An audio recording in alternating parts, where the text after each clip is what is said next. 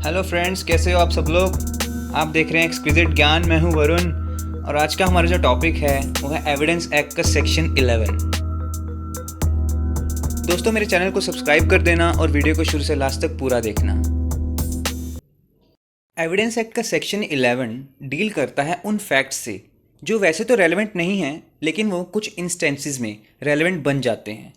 अब सेक्शन 11 किन इंस्टेंसेस से डील करता है? सेक्शन 11 के दो क्लॉजेज हैं। पहला क्लॉज जो है वो कहता है कि वो फैक्ट जो कि वैसे रेलेवेंट नहीं है वो रेलेवेंट हो जाते हैं अगर तो वो फैक्ट इन इशू या रेलेवेंट फैक्ट के इनकंसिस्टेंट हों। ये पहला क्लॉज है।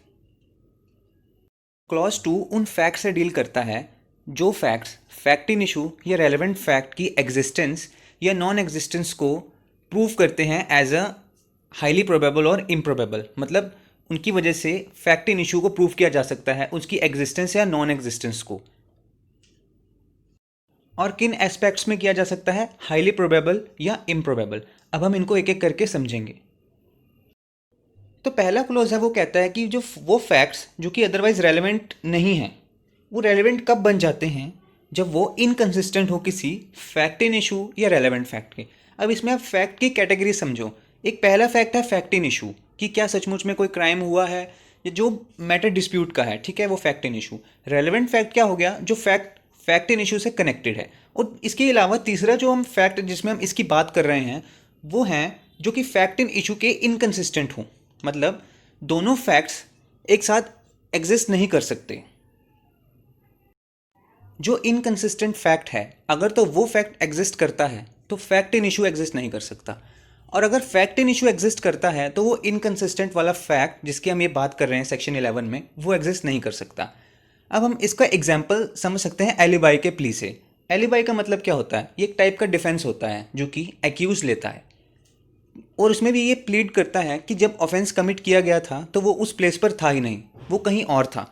मतलब जहाँ पर ऑफेंस कमिट किया गया वो वहाँ एक्यूज तो था ही नहीं, तो वो ऑफेंस वो कर ही नहीं सकता। इसे हम एलिबाई कहते हैं। अब इसको अब एक एग्जाम्पल से हम समझते हैं।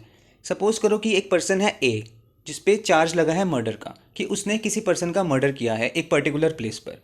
और वो एक्यूज जो है वो पर्सन अपने डिफेंस में ये कहता है कि जिस प्लेस पर मर्डर था या जिस वक्त मर्डर किया गया वो उस टाइम एक्यूज वहाँ पर प्रेजेंट ही नहीं था, वो कहीं और था।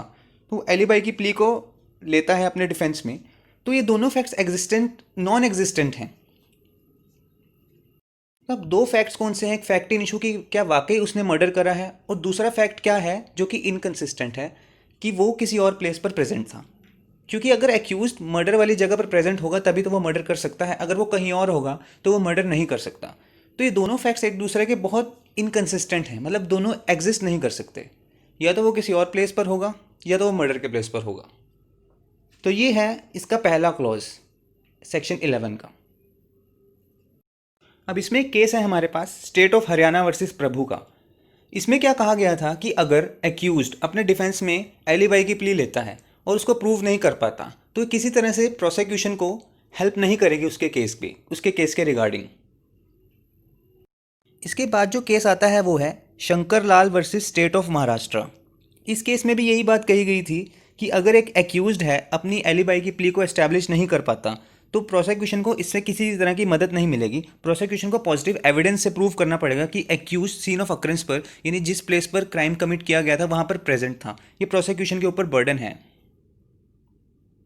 अब हम इसके सेकेंड क्लॉज की बात कर लेते हैं जो कहता है कि वो फैक्ट्स जो कि खुद से या फिर दूसरे फैक्ट्स के कनेक्शन के रिगार्डिंग एग्जिस्टेंस या नॉन एग्जिस्टेंस को दिखाते हैं। किसकी एग्जिस्टेंस या non existence? Fact in issue या रेलेवेंट फैक्ट की। और उनको क्या शो करते हैं? हाईली प्रोबेबल या इम्प्रोबेबल। मतलब दो केसेस बता रखे हैं, एक एफर्मेटिव फॉर्म में एक नेगेटिव फॉर्म में। अब वो जो फैक्ट्स हैं वो फैक्ट इन इशू या रेलेवेंट फैक्ट की एग्जिस्टेंस या उनकी नॉन एग्जिस्टेंस को हाईली प्रोबेबल भी प्रूव कर सकते हैं या इम्प्रोबेबल भी शो कर सकते हैं। अब ये कैसे होता है? दो बातें कही गई हैं इसमें, एग्जिस्टेंस या फिर उनकी नॉन एग्जिस्टेंस। मतलब फैक्ट इन इशू एग्जिस्ट करता है उसके फेवर में बात कह सकते हैं वो फैक्ट्स, या फैक्ट इन इशू या रेलेवेंट फैक्ट एग्जिस्ट नहीं करते इस चीज़ के बारे में भी वो फैक्ट्स कह सकते हैं।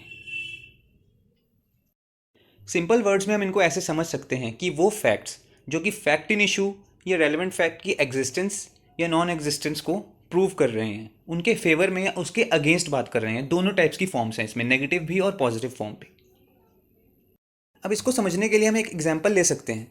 सपोज करो एक पर्सन है, उसने किसी दूसरे पर्सन के साथ फ्रॉड करा, ठीक है। जब उस पर ट्रायल चला तो ट्रायल में ये बात सामने रखी गई है, फैक्ट्स रखे गए कि उसने बाकियों के साथ भी कुछ ऐसा ही करा है जैसे फ्रॉड कमिट करने वाली बात है, जैसे चीटिंग करी है, या बाकियों के साथ भी सेम टाइप का फ्रॉड करा है। तो ये जो फैक्ट्स हैं, बाकियों के साथ भी ऐसा टाइप का फ्रॉड करना, तो वो एक शो करते हैं एग्जिस्टेंस को, फैक्ट इन इशू की एग्जिस्टेंस को प्रूव कर रहे हैं ना इसमें। दोस्तों वीडियो अच्छी लगी तो लाइक कर देना, मेरे चैनल को सब्सक्राइब कर देना। Bye bye, take care.